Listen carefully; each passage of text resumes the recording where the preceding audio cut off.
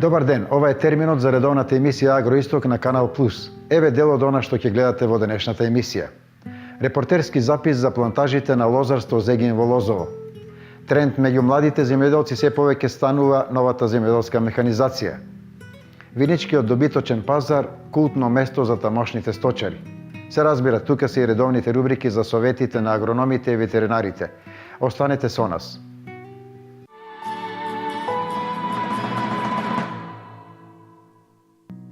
Почитувани гледачи, овој пат емисијата Агроисток ја започнуваме од овде од селото Пухче, каде што вчера на свечен начин беше предаден во употреба асфалтниот пат од магистралниот пат Штип-Радовиш кон ова село во должина од околу 3 километри. На овој момент жителите во Пухче чекаа со години. Од сега за нив се отвора нова страница, што ќе значи побрза и побезбедна комуникација, односно врска со магистралниот пат што минува низ Лакавица.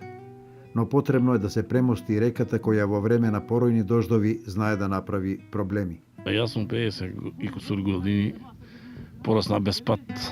Моите деца завршија основна школа без пат. Белки некои деца во иднина можеби ќе одат по асфалт, да не го одат пато по кал. А пато многу значи.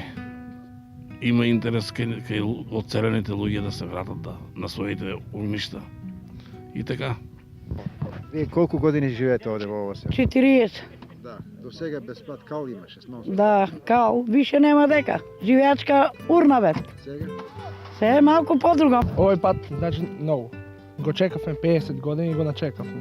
Значи, овој пат, значи, за земјоделието и за се немој да мислите денес како имаме 20 жителя, после 10 години ова село ќе биде со 200 жителя. Патот е, Господ здраве да му даде, ја прво рекол на градоначалнико. Решил човекот, направи ни пат. Сега доаѓаат и мостот да ни направат, да биде малку, колку толку, да може да минат децата, доаѓаат стално, сека неделја доаѓаат да подзидат ме, јас сама сум тука. Од владата со најава дека нема да се застане тука. Инвестицијата вредна е околу 15 милиони денари. Останува уште еден дел што е неминовен за вас и мора да го направиме. Ние договоривме заедно со градоначалникот дека и тој ќе го санираме и ќе направиме целосна реконструкција, односно обнова на патот до самиот автопат, односно тој километар да го завршиме. Досега во Штип со државни пари се реализирани 5 локални патишта во должина од 16 километри и 7 километри регионални.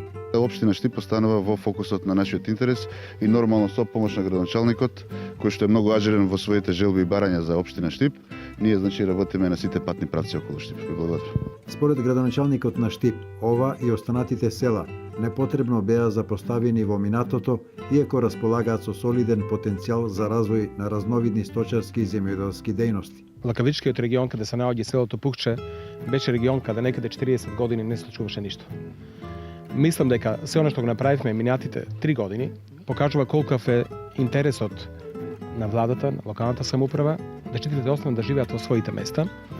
Мора да кажам дека со поддршка на јавното предпријатие прво го направивме патот до Браната Мантово, некаде околу 5 километри. Општината го направи патот во село Лесковица и сите улици во село Лесковица.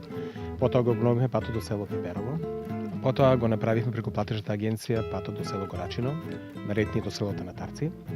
Морам да кажам дека овој пат минатата година кога се направи, јас бев повеќе среќен од Маријан, затоа што бев свесен колку тука има живот. Значи 500 години овде постои ова населено место. Идеални услови за сточарство, за земјоделие, за пчеларство. Тука на врвот се наоѓа ловиштето на Серта. И верувајте дека тие ергини кои се овде сега ќе имаат и полесна можност да доведат и снаи овде. Во наредната фаза следува поврзување на село Пухче со Степанци, како изградба на улици во Драгојево и Балталија.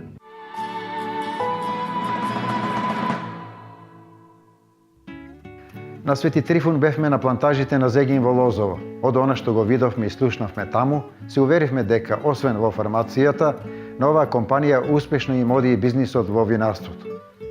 На лозовите плантажи на Зегин во Лозово, во присуство на поголем број гости и со црковен благослов на свештеници од Брегалничката епархија, беше извршено закрујување во чест на заштитникот на лозарите Свети Трифун. Собственикот на Зегин, а од пред неколку години на овие плантажи, кои до пред купувањето беа запоставени и нерентабилни, со задоволство истакнува.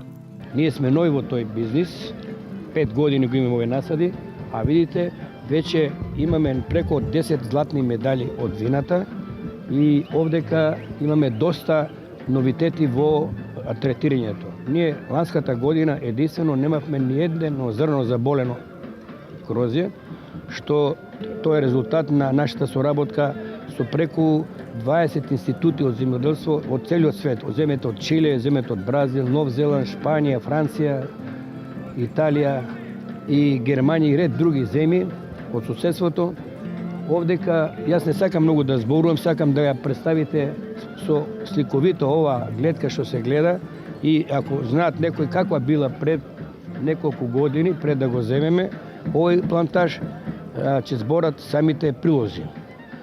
Ние на овие насади што ги гледаме, тоа се некаде околу 460 хектари, одгледуваме некаде околу 17 врсти на грозје, и тие лозја се доста, како да кажем, беа запоставени, али во овој момент ги гледате во која се кондиција и се надеваме дека ќе ги уште ставиме во подобра кондиција и се определуваме на здрава, да речем, метода, здраво грозде, здраво вино, здрави гроздови производи. Вие знаете дека сега ние во нашиот репертоар го ставивме маџунот, кој веќе го регистрираме и тоа е како веќе познат бренд, да ви кажам, скоро 2 милиона литри имаме само за Германија.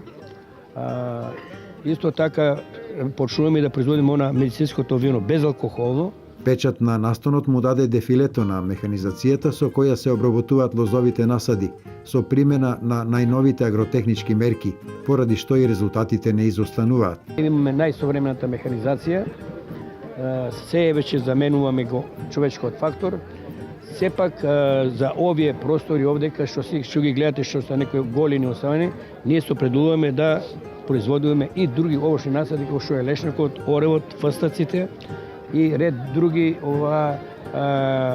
производи кои нашите стручњаци од нашите институти со кои се работени даваат совети дека на оваа почва можат многу рецимо растенја кои живеат, растат во Америка, во Индија, да тука може да се култивираат и тие се многу важни во системот на здрава храна. Компанијата Зегин обработува околу 500 хектари со разновидни сорти грозје. Во иднина акцент ќе стави на органското производство на разновидно овошје кое одговара на овдешните климатски и почвени услови, како и на медицинското вино. Точно медицинското вино е без алкохол, затоа се вика медицинско и методата е ладна метода да се извади алкохолот без да имаме она топла, не без дестилација. Веќе при дестилацијата се уништуваат сите, а имаме ние посебно со смрзнување на минус 70 до минус 100 степени и водата се мислам задржува, алкохолот останува, виното со сите состави да се остануваат и тоа е, како да кажам, без 0,0 алкохоли. Тоа е добро, тоа е правото вино, значи од него е само изваден алкохолот. Тоа е нова метода, таа е скапа метода, ние веќе работиме на неа повеќе од 8 години и веќе имаме мали количини, производни лабораториски да ги речеме, али се надевам дека веќе од наредната година ќе се оди на поголеми количини.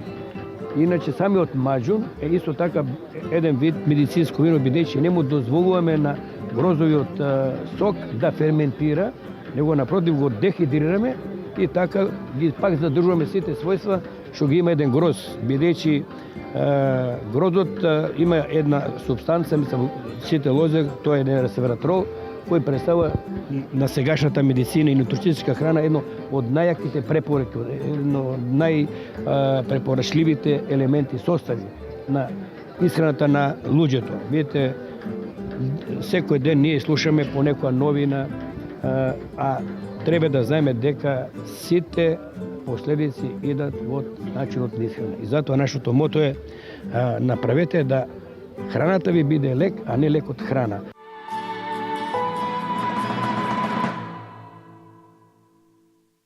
Младите од Истокот се повеќе заинтересирани за земјоделска механизација. Да слушнеме за што аплицирали и што добиле со помош на државата.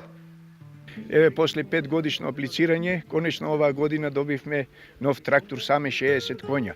Воедно сме благодарни на централната власт што ни излезе во сосред, за да имаме нова механизација, да ги намалиме трошоците и воедно да може да го напредиме нашето производство. Инаку имаме ние, одгледуваме матично стадо на Праменков Чеполка, регистрирани сме како репроцентар, имаме 244 грла, обработуваме околу 10 хектари површина.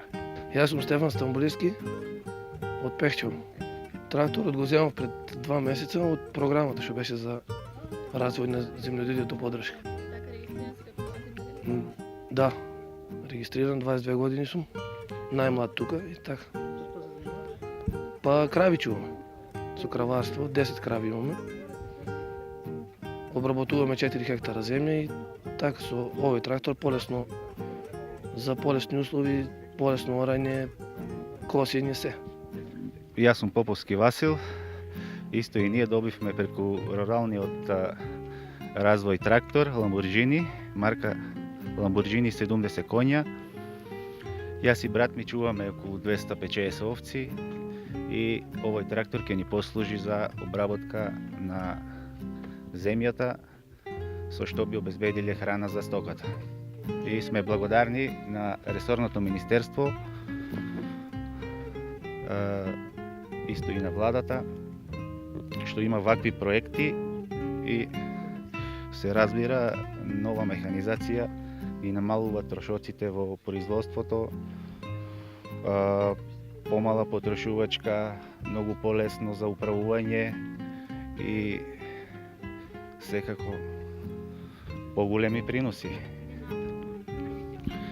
Па еден апел да не се иселува толку населението, сепак не и Македонија пружа можности за млади земјоделци, поготово еве во нашите села и во Источна Македонија нагло се иселува населението. Владата овозможува, има мерки за пристоен живот, има ниви, има ресурси. Планините се празни, не се искористени, со што би можело да се... Кој сака да работи, има работа, да. Благодариме.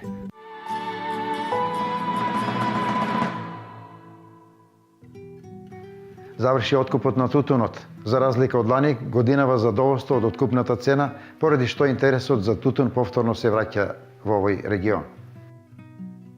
Заврши откупот на тутунот од ланската реколта. Последните количества со тутун беа прифатени на откупниот пункт во Карбинци, каде што во изминатите 2 месеци доаѓаат тутунари од Плачковичкиот регион.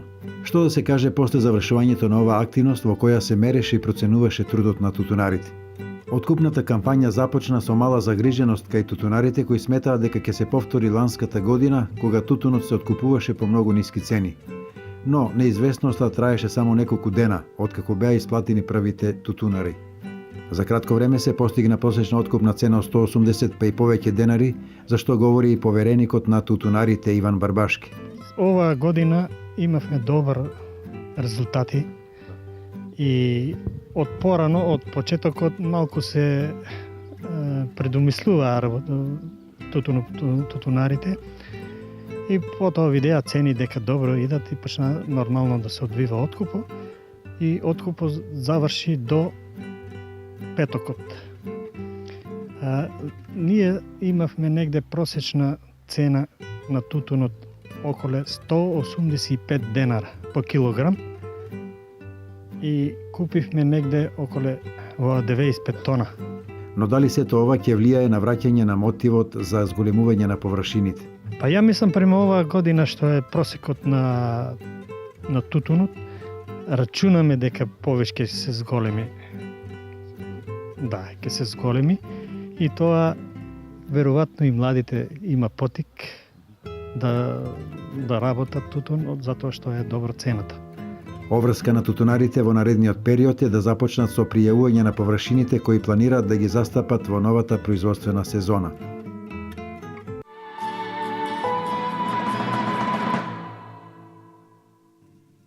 Добиточниот пазар за сточарите во Виничко е место каде што се врши купопродажба, но и место каде што сточарите си разменуваат мислења. Со еден збор, за нив е култно место, иако не е уредено како што налагаат правилата. Сточарите од Виничко и околината секоја среда со децении имаат одредена своја неформална локација за пазар на кој ги исподелуваат своите искуства, но ја продаваат и својата стока. Не само Чишиново, Облешево, и Виница има локација на која со децении се среќаваат најголемите сточари од регионот. Локацијата, иако не исполнува ниту еден од условите, истата ја имаат одредено производителите и трговците. Секоја среда е место на кое сточарите од Виничко ја нудат својата стока, а неретко доаѓаат и од други места. Последните неколку пазарни дена најмногу се нудеа млади прасиња, кои според понудувачите се продаваа по цени пониски од ланските. Жива мера килограм колку оди? Многу слабо. По-ефтина стока не е била никош. Може да биде по-добро и би било по-добро, сега е малку стагнира. Има ли купувачи на сточниот пазар во Виница? Вие? Има нешто, ама сосем малку. Така. Секоја среда сте овде? Не, преко среда. Те две среди не бех доваѓал сега. Кога има што да се продава? Кога има што да се продава, тука сме, кога нема. Така. Условите на пазарот? Условите на пазарот гледат. Како оди денешната продажба, еве, до сега баре? Па денеска малку, да речеме, малку мрднува продажбата и цената се малку качува. Од денеска барем приметено е. Цената колку се движи? Цената се движи од 2,5 до 2,800 килажа, од прилика од 15 до 20 кг. Дел од присутните продавачи се пожалија на недостиг на место за продажба на коњите, а дел пак се презадоволни од неформалните услуги за кои не плаќаат никакви давачки. Која е цената по која го продавате коњот денес? Од 550 евра па што ќе ми слава късмет. Така. Сега, сточниот пазар, како што гледаме, услови баш нема за... Нема дека да врзуваме коњето. Наредно камионите писнатни, спадатме од тука. Треба да направат некоја ограда, како што е... Има ли многу коњи кои што се продаваат? Имам ја 13-14 коњи, само ја искарам тука коњи, друго некој. Условите тие ќе са по-добри, по-лоши, не мога да кажам ништо. Тоа е, моментално. Важно, дали трговците го знаат пазарот? Знаат, тај е стар пазар многу одамна, ја мислам дека го знаат, само последно време е доста намалено. Празен простор, кај сакаш паркираш, колку сакаш можеш да продаваш, на држава ништо не даваш. Најдобри во Македонија, празен простор, колку сакаш можеш да продаваш. Меѓу присутните сточари можеа да се сретнат и луѓе кои екзистираат од одгледување стока и за кои свињарството е дејност со која ги покриваат фамилиарните потреби. Колку имате? Има 5-6 матурици и со тоа се моментално занимаваме. Пензија немаме још, не вработен, нешто мора да се работи. Така, само од стоката очувате? Само од тоа и нешто за дома и те малку нешто продадеме и така. Субвенциите ни са добродојни на помош, секако. И субвенциите, ако не са, се кажемо многу работи. Како и да е формален, неформален, сточниот пазар во Виница раскажал и ќе раскаже уште многу приказни од секојдневието на нашите земјоделци и сточари и можеби секој обид за негова урбанизација ќе сруши еден богат дел од историјата на Виница и Виничко, а ќе го уништи и шмекот на една стара традиција.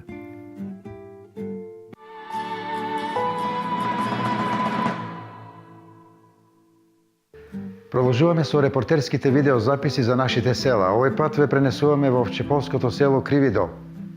Кривидол е последното штипско село во Овчеполската рамница кога се оди по магистралниот пат кон Велес, односно Скопје. Главна дејност на овдешните жители отсекогаш биле сточарството и земјоделието. Во минатото, иако со примитивно орудие, селаните остварувале приходи со кои ги обезбедувале сопствените потреби, но и обезбедувале дополнителни средства да ги школуваат своите деца. Од овде после школувањето заминале многу мина, кои денес се врвни правници, економисти и земјоделски стручњаци. А и земјоделие и сточарство е. Претежно од тоа време како дедо ми што памте, значи било е за сточарство, мислам повечко било на овци и мало и говеда и земјоделие. Ама тоа што земјоделие и мало е садело со е афион, памук. Во своето повеќегодишно постоење Кривидол имал добри, но и лоши епизоди. На нив се уште се сеќаваат оние кои тогаш биле деца. Цело село запалено. Само има 2 куќи останато. Тука една има и една има Долно Мало. Тоа веројатно тука се престојувале тие официри, тие такви работи, а иначе друго се е било изгорено. Зошто Кривидол и која е етимологијата на ова име? Не успеавме да дознаеме зошто се вика токму Кривидол. Меѓутоа дознавме дел од историјата на ова страдално село, кое повторно воскреснува во 1945 година, кога државата ги гради првите куќи. Денес, после толку години, повторно црв на раздорот го гризе ова село. Проблем водата. Водата не е толку проблемо од повеќе од човечки фактори. Па затоа што вентили има ставено, горното мало шо е, вентили има ставено и кога сака тога и ни пуштат на нас на долното мало. Затоа што водата е природна, значи не е по тисар дадено и пишува, подадеме барање и подписи даваме за селото, гледаме дека се уште ништо нема. Ама водата е најголемиот проблем сега за сега у Кривидол. Има ли доволно вода, резерварот? Ако не са тие вентили, значи ако не се сопират, ќе има доволна вода, да не се саде бавчи, да се троше за основна потреба, вода ќе има за Кривидол. Од кога е ваква состојбата со водата? Проблемот е 30 години со тие вентили, значи не е решен тај проблем. Едни луѓе овде сакат да користат Едни за бавчи. имат бавчи, фолии се, а ние немаме долното мало, значи сега моментално може да има притисок 5 минути, да сакаш да клучиш машина, после 5 минути нема капка вода.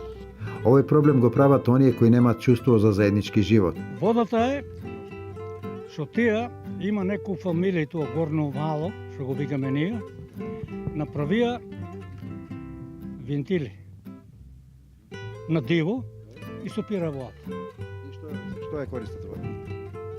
Баши вадат, стока поат, се тие работи, а долно мало вода нема. Поделеноста на селото на Горно и Долно Мало, но не според местоположбата, туку поради проблемите со водата, не води кон никаде. Дали ќе се надмине овој проблем и животот повторно ќе пулсира како некогаш, треба да одлучат самите селани. Штета е во овој период кога се гради експресниот пат и кога се зголемува безбедноста на стадата, со изградбата на надвозникот, собствениците на стада да останат без вода.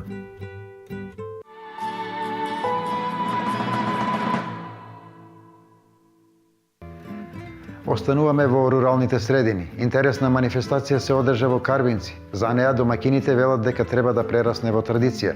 Да видиме што ни подготви колешката Марија Спасова. Во чест на празникот на виното и љубовта, денес во село Таринци започна една нова традиција – бабина баница. Ова е за прв пат, се надевам дека ова ќе прерасне во традиција, така да можеме и ние како општина, нели, да може да го прославуваме овој ден, да има повеќе манифестации. Ова година е скромно. Се надеваме дека од наредната година ќе може да имаме повеќе содржини, односно да имаме и музички настапи и вешта жена. Гледам сега денеска има некои од Сдруженијето на пензионери организирале нели со традиционални јадења и зелници. Така да се надеваме дека ова е прекрасна работа и се надеваме дека од година ќе прерасне во традиција и ќе биде се помасовно и поголемо.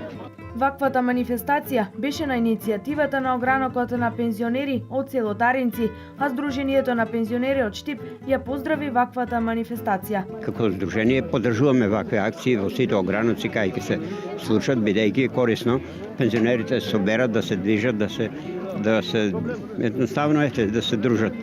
За да не се заборават старите специјалитети, домакинките од овој крај подготвија разни видови на јадења, како зелници, баници и благи пугачи. Прва година оваа година Андоризот, друга година у кој ќе спадне парата, тај ќе биде кум. Ете ја подготвих старски обичај, бркадан, качамак со жмирки. Тоест, па младите сега не знаат да прават, ама ние постарите знаеме да правиме. А младите тоа не го знаат да го направат. Убаво многу, за ме рака убаво. Ние сме од Карорма. Старо време специјалитети има. И работиме ние од деца уште. И сега сакаме па на стари години што можеме да покажеме нешто. Да има. А многу убава собранијата. Пишерлија. Тоа е од свекрва ми. Она живеа 18 години, јас сум му речи 60 тука. Тоа ми е од неа наследство. Я подготвих имам бурек, сирење, имам джинки, кисели, торшигичка. Убаво. Да има секоја година. Утаринци да го имаме убаво. Посетеноста беше голема. Присутни беа жителите од околните села, како и од градот Штип.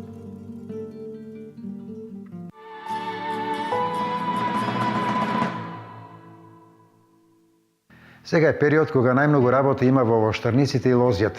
Кроењето е една од мерките која треба да се изврши квалитетно доколку сакаме род. Многу е битно за резидбата се каже дека има една стара поговорка која се вели како ќе се крои лоза, така ќе биде самата народ. Значи треба многу да се внимава добро при самата резидба. Значи кај нас најпопуларно и најзастапено е кроење двокрак гиов начин на кроење. Тоа значи дека кроење на шпалер систем кој има, додека за одрина, но сепак за одрината многу ретко има. Така да кажем, значи двокрак гиов начин е значи кондир, два кондир и два лака, значи спротивно на кои легнуваат на правата жица. Должината на лаковите кај самите прачки треба да бидат зависно од самата сорта. Што значи тоа дека секоја сорта си сака одредена должина или тоест одреден број на папки кои ќе се остават за наредната година како за род и за наредната година за продолжување на самиот род. Битно е да речеме, може да кажем дека бидејќи кај нас има повеќе вранец и спедревка застапено, вранецот, кроењето на вранецот иде на лакот, значи должината на лакот е некаде 6 до 8 папки, додека имаме по 2 кондира по 2 папки. Може да каже се исто така и смедревката е таа должина, додека овие кои се застапени, но помалку и застапени винските сорти како Каберне Совиньон, Мерло, Гаме, Црн бургундец тражат малку подолг начин на кроење, значи некаде тука од 10 до 12 и може би 14 папки за резба. Така да посебно треба да се внимава. Други мерки после резидбата многу е битно да се, но сепак мора да се каже да видиме дали има измрзување, бидејќи имаме ние малку екстремни температури, не беа долго, но сепак добро е една проверка да се направи на самиот ластер, дали папките се измрдати. Тоа многу лесно може да се провери, значи се зима еден дел од самата лозница, се пресува еден лак, се сечат значи може со жилет остар предмет, посебно е жилет, значи еден напречен пресек и се види папката. Доколку има поцрнување кафеава боја на папката, значи дека папката е измрзана. Папката и веднаш до неа слепата папка е измрзната. Може би некаде има зелен дел слепата папка, што значи дека слепата папка која е под папката ќе дојде до потрнување на ластер, што значи ќе имаме материјал за наредната година. Тоа е една проверка и може да се направи еден процент, значи да се види доколку е процентот на измрзнување, каков е процентот на измрзнување.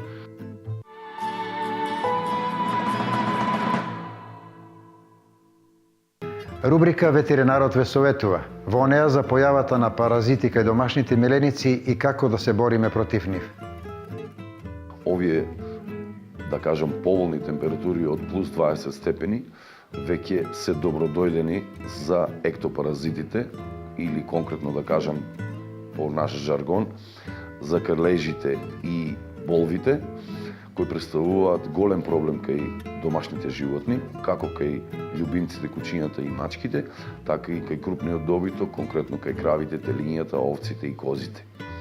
Па од тука би сакал да дадам еден апел до сите оние сточари или сите држатели на животни, да во најможен краток рок дојдат во ветеринарна станица Штип, се информираат како би можеле да договориме превентивна заштита, односно вакцинирање или капење, третирање на еден начин, кажано превентивна заштита од ектопаразитите. Евидентни се ектопаразитите кај добар дел на животни кои прават промени видливи како на површината на кожата, така и ендопаразитите кои се внатре во организамот и кои прават разни оштетувања како на слезината и на јетрата, така и на сите оние други органи кај што тие поминуваат или се задржуваат. Во ваква ситуација, повторно ќе кажам, нашата обврска е да треба таквите животни превентивно да бидат заштитени, односно вакцинирани, третирани со капење или нанесување на репеленти, кои конкретно кај малите животни во моментов се достапни и за нас, и за сите оние држатели на кукни љубимци. При самото донесување на единката за вакцинирање во ветеринарната станица Штип, конкретно акцијата која тече во делот на заштитата од беснило, во таква ситуација воедно можеме да извршиме и превентивна заштита од крлежите, бидејќи знаете, сите оние држатели на домашни животни, кучиња и мачиња, имаат обврска да треба да ги извадат од своите домови, поготово сега на овие покачени температури, и во таква ситуација доаѓаат во контакт со ектопаразитите. Превентивната заштита кај нив многу значи, бидејќи од самото третирање 6 месеци се под заштита на самото средство и ваквите промени кои ги даваат, поготово на кожата, во минатите години, а и ден денес, проблематични се болеста леишманијата, која што е карактеристична за кај кучињата, а воедно и проблемот со, еве да кажам, болеста шугата, која е актуелна, бидејќи знаете, таа се пренесува исто и на животните, а од животните и на луѓето.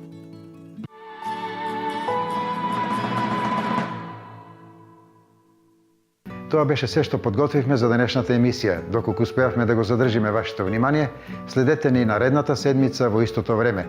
Пријатно и довидување.